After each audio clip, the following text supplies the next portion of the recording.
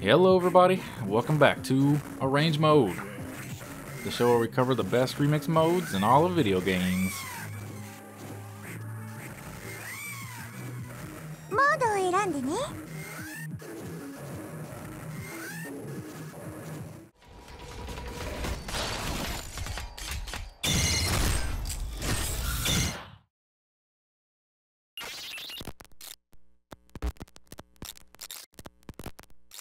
Wow, what a reveal.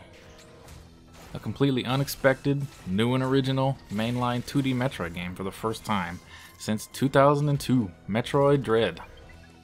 What an exciting year for the Metroid series this is going to be, with a huge new game coming and many amiibo to fight the scalpers over. So, y'all might not know this about me, since I haven't made any videos about it before really, but the Metroid series has been one of my favorites since childhood. It's just that the series has been mostly spin-offs for quite a while now, you know, spread across so many different Nintendo consoles. It's been a little hard to keep up. So with this giant Metroid celebration in mind, I thought I'd go back to one of my favorite games in the series that holds a big secret that I bet not many of you know about, Metroid Fusion.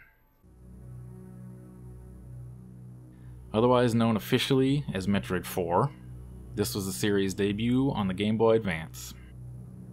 After Super Metroid perfected the formula, it seemed that the team wanted to experiment a bit by tweaking that formula.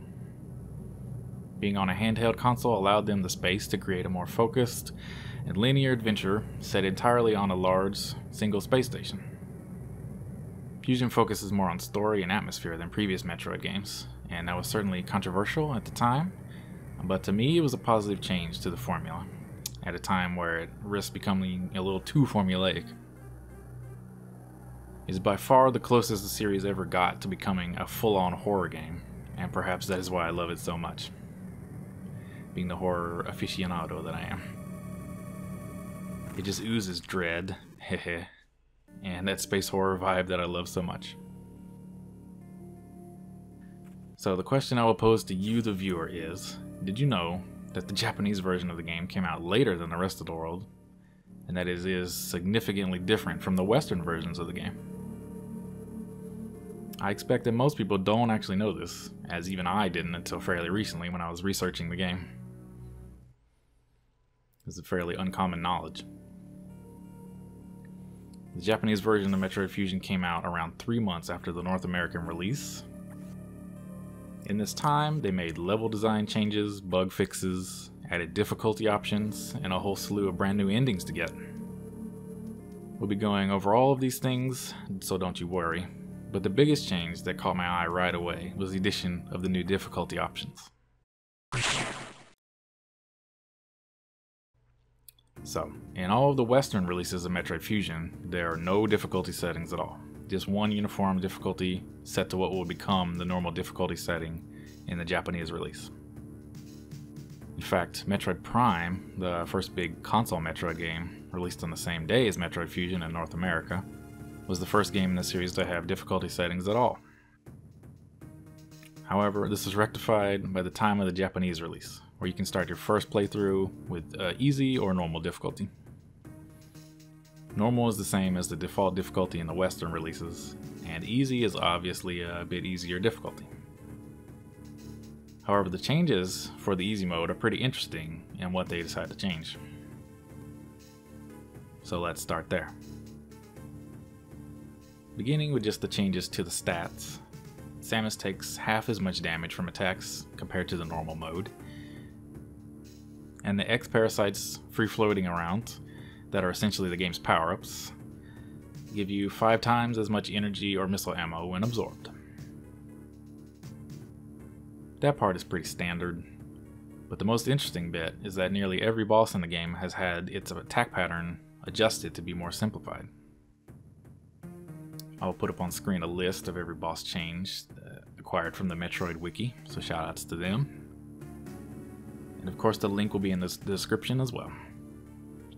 But some examples are Arachnus, the first boss, only uses its rolling attack and has half as much health.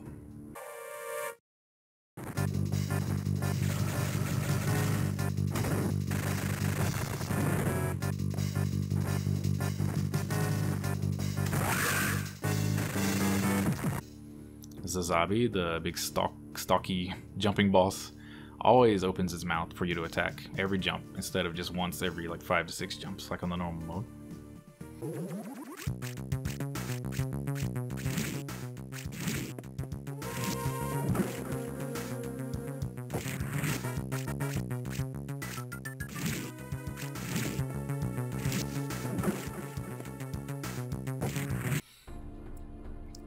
Later on, the huge barrier Core X has no small ones protecting it, so you don't even have to worry about that. You just shoot it directly. And the very difficult spider boss Yakuza doesn't shoot any projectiles during its second phase. Also, the horrible plant boss Nitori that everybody has problems with. The spores in the fight are just completely gone. You don't even have to worry about that. And that's the hardest part of the fight. Along with the boss eye doors never shooting their plasma attack. They just open to the eye every time. And the Core X's, after you defeat the boss, being invincible for half the time after being hit, which you can really tell. All of these changes significantly impact the difficulty of these fights. I was expecting to see the stat changes, like taking less damage, but the developers going back in to change a lot of the boss's patterns and abilities was a level of dedication I was not expecting from a simple, easy mode. So let this go to show that arrange modes don't always have to be a harder version of the game. There can be easy modes that can also be great and interesting remixes in their own right. No need to be elitist around here. So moving on to the hard mode. Hard mode is unlocked after completing easy or normal mode once, and by comparison makes actually less changes than the easy mode. But these changes do make a huge impact on how you play the game, so they're still worth discussing. Obviously, the stat changes on hard mode are the opposite of easy mode in most ways. You take 50% more damage from all sources, but the main change is that all expansions, so the energy tanks, the missile tank, the power bomb tanks, are only worth half as much than on normal mode. That is the big change. So energy tanks only give 50 life instead of 100 extra life. Missile tanks only increase capacity by 2 instead of 5. So that's actually more than half because there's not a 2.5, so I couldn't go for that. And power bomb tanks only increase capacity by 1 instead of 2. All this means that you take way more damage than normal, plus you get way less health and resources to fight the enemies with. I actually just did a playthrough of hard mode myself, which the highlights will be going up after this arrange mode video. And from my own personal experience, unless you're grabbing every single expansion that you can get to at any and all times, you really have to ration your resources. It moves it even closer to being a survival horror game at times, as you are always calculating, should I spend my missiles here on this hard enemy and have none for later in case there's a boss, or risk losing health fighting it and save my precious missiles? These are the questions you gotta ask yourself on this mode in particular. With so little health to work with, you're forced to learn enemy and boss patterns that you normally could just tank right through. You wouldn't even have to care about.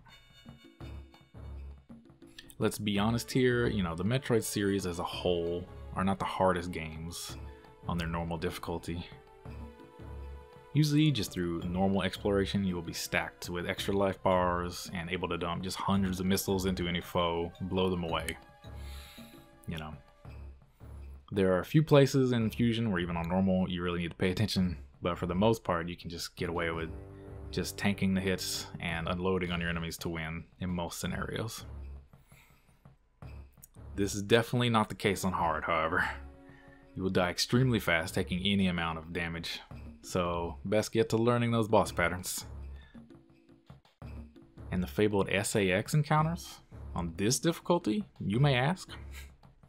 Well, let's say you get a maximum of 1, maybe 2 mistakes at full health. So be prepared to retry those sections quite a few times before you perfect your run. From my playthrough experience, in the toughest encounters with the SA-X, an ice beam shot took over 2 life bars each shot, and a screw attack upwards of 4 life bars in one smack. The hardest encounter that I had was in the plant biome, where you kind of drop down. You know the one if you played it before. I only had 4.5 life bars at the time due to having less health because the energy tanks only give you half. So a single screw attack left me with 50 health, 49 health basically. So if you had forgotten just how terrifying it is when the SAX, shows up and chases you, well, you will be reminded on hard mode. Let me tell you that. If you take these two difficulty modes together, they paint an interesting picture of how the team chose to balance the game to different skill levels of players. Both difficulties adjust some stats as part of it, but each mode has a unique feature to complement it as well. With easy mode, they chose to focus on changing the bosses themselves in order to create a more manageable difficulty for the less skilled players. Whereas with hard mode, they took away your crutch of having too many resources and forced you to learn the game fully in order to survive. Very interesting, wouldn't you say, that they both have strengths and weaknesses that are interesting, makes it worth playing.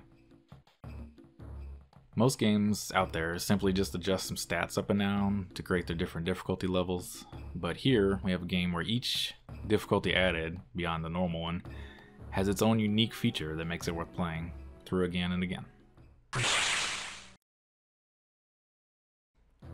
The difficulties are the biggest thing that will change your experience with this version of the game, however that is not it.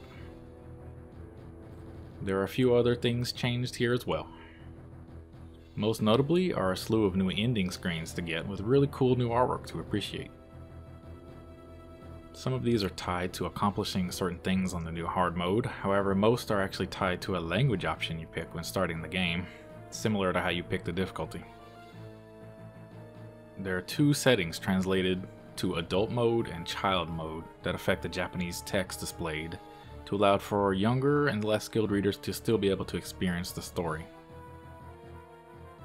Now, I'm no expert on the Japanese language, of course, so forgive me if I get any of this wrong, but my understanding from researching is that it turns off kanji so that in child mode only hiragana text is displayed to make it easier to read. What a nice little accessibility feature that is to help with the younger kids to still be able to play and experience. Along with this display of text change, this also changes what type of endings you will get as well. So adult mode features the original endings we got in the Western versions of the game, the ones we'll be familiar with, which makes sense, as is traditional for the series since the beginning. Doing better in the game on this mode essentially causes Samus to appear in more and more revealing outfits during the higher rank you get. Whereas in child mode, you have an entirely new set of endings revealing details about Samus's past, growing up with the Chozo, which is much more child-friendly and actually reveals some cool lore details as well. This is the first official time in a game where Ridley was confirmed to be a part of the disaster in Samus's past, outside of the manga, which is a different continuity from the games, in my understanding at least. It was a popular fan theory and it was in the manga, but it was never actually confirmed in the games until this moment. It really implies that Ridley was a part of that. When I was perusing these new ending images, I was surprised I recognized them, but I couldn't think of how I could have possibly actually seen them, as they were never in our version of Metroid Fusion. As it turns out, we did officially get these images in the West eventually, just completely out of context and in kind of a roundabout way. If you were lucky enough to have a GBA connection cable and connected Metroid Fusion and Metroid Zero Mission together, our later release on the same engine, if you connected these two together, you would unlock a special Fusion gallery in Zero Mission that allowed us in the West to finally see all of these ending images and put together that part of the story. Pretty wild, huh? And look, I even still have my original Zero Mission save with this gallery unlocked.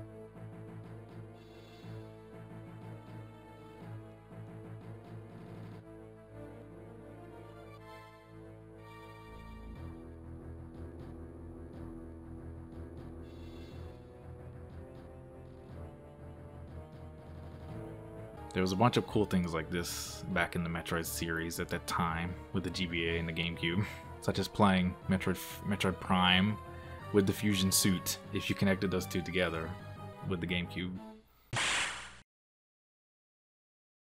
Last but certainly not least is an interesting little level design change that should be obvious if you play both versions.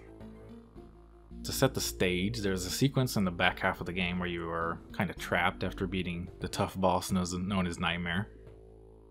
And in order to escape out of this area, you break out of the sector where you were supposed to be and end up kind of trapped in the underwater biome, looking for a way out. There are actually two ways to get out of this area. There's the normal intended way, by finding and picking up a missile upgrade that lets you get past some enemies that otherwise you couldn't.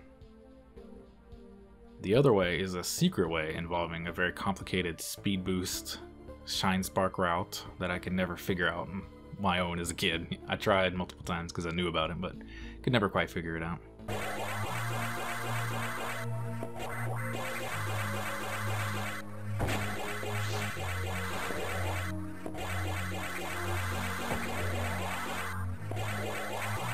This leads to a well-known Easter egg where the developers understood that people would figure out this out eventually and gave them a unique message congratulating their skill if they managed to pull it off. There was just one problem with this, however. Crafty players figured out an unintended way to get out of this area by cheesing how diagonal shots worked. You were able to freeze these creatures blocking you before they popped up with normal ice missiles without even getting the upgrade, and earn the secret message that way.